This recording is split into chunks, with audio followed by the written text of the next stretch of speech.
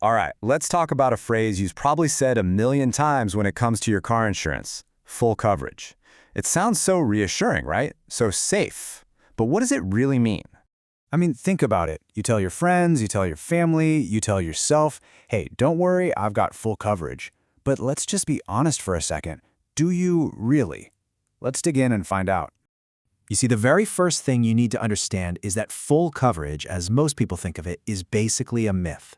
And this one simple phrase is probably responsible for some of the biggest, most expensive shocks people get in the world of insurance. So the myth is this idea that you have some kind of invisible force field around your car that protects it from, well, everything.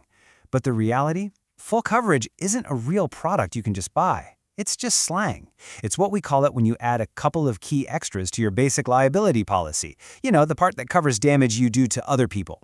Those extras are usually collision, which covers your car in a crash, and comprehensive, which is for stuff like theft or storm damage. And here's the kicker.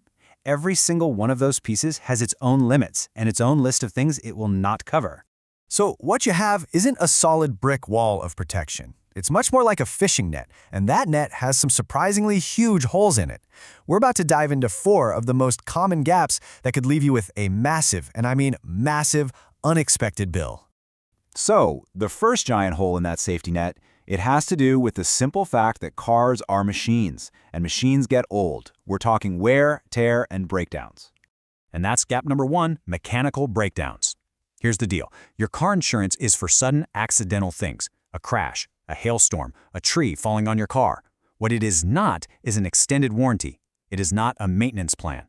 So things that just wear out over time, like your brakes, your tires, or an engine that just gives up the ghost after 200,000 miles, that's considered your responsibility. Our source material puts this as bluntly as humanly possible. Your engine dies. That is on you. There's no gray area here. That repair bill is coming straight out of your pocket, not from your insurance company. Now, a worn-out engine might be out of your control, but our next gap covers things that are 100% in your control. We're talking rage, fights, and intent. This brings us to gap number 2, intentional damage. Remember, the whole point of insurance is to cover accidents. So, if you get some road rage and decide to deliberately ram another car, well, that's not an accident. That's a choice. And your insurance company is not in the business of paying for the consequences of your bad decision. The source boils this down to a pretty simple rule. Act up, pay up. It's the core idea. Your policy is there to protect you from the unforeseen, not from the fallout of stuff you did on purpose. Okay, our third gap is a huge one, especially today in the gig economy. Using your personal car for gigs, deliveries, and business. So gap number 3 is commercial use. Your standard auto policy is priced and designed for your personal life, driving to work, getting groceries, that kind of thing. The second you start using that car to earn money, you've crossed a very important line into business territory, and your personal policy probably won't follow you there. So whether you're driving for Uber, delivering for DoorDash, or running packages for Amazon Flex, you are, in the eyes of your insurer, operating a business. If you get into an accident while you're on the clock for one of these services, your personal policy can, and almost certainly will, deny the entire claim. All right, on to our 4th and final gap. This one has nothing to do with what the car is doing, but everything to do with who is behind the wheel. We're talking about excluded household drivers. So our last gap is the excluded driver. Here's how it works. To save some money on their premium, someone might tell their insurance company to specifically exclude a high-risk driver who lives with them, like a teenager with a bad driving record. But if that specifically excluded person decides to drive your car anyway and gets into a wreck, there is zero coverage. Nothing. It is literally as if the car was completely uninsured.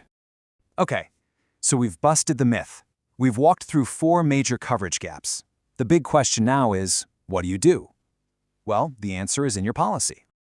So who's going to tell you what your real protection looks like? Only you can. You have to go find that policy, the PDF in your email, the thick packet of paper in your desk drawer, and actually read it. Look for the declarations page. Look for the exclusions. That document is the contract. It's the ultimate source of truth, and it overrules everything you thought you knew about full coverage. So we're left with one final question. Now that you know about the myth, now that you know about these huge gaps, from breakdowns to business use, you have to ask yourself, is the protection you pay for every single month actually real, or is it just a false sense of security? The only way to know for sure is to go check your policy.